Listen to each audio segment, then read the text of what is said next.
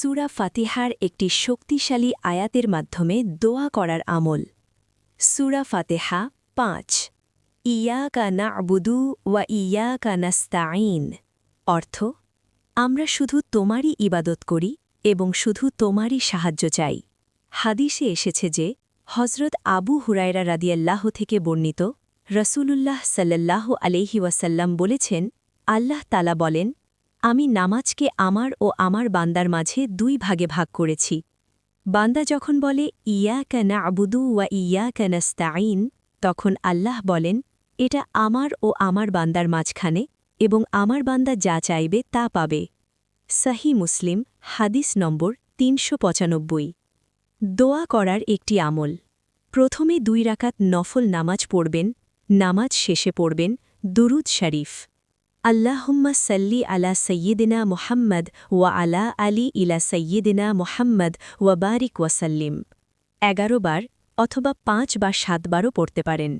তারপর এই আয়াতটি পড়বেন, ইয়াকা না'বুদু ওয়া ইয়াকা নাস্তাঈন ৪১ বার।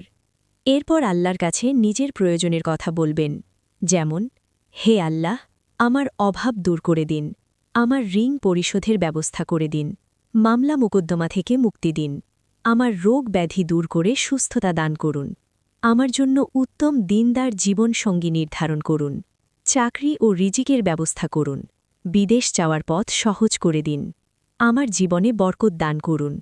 কান্না ভেজা অন্তর দিয়ে আল্লাহর কাছে দোয়া করবেন। ৪১ বার পড়ার বিষয়টি সহিহ হাদিসে সরাসরি নেই। এটি কিছু আলেম ও অভিজ্ঞ ব্যক্তিদের ওয়াজিফা বা অভিজ্ঞতালব্ধ আমল হিসাবে বলা হয়েছে। কিন্তু সূরা ফাতিহা দোয়া, শিফা ও বরকতের জন্য অত্যন্ত ফজিলতপূর্ণ, এটা সহিহ হাদিস দ্বারা প্রমাণিত। সহিহ মুসলিম ৩৯৫, সহিহ বুখারী ২২৭৬। রুকিয়া হিসাবে সূরা ফাতিহা একটি উত্তম উপদেশ।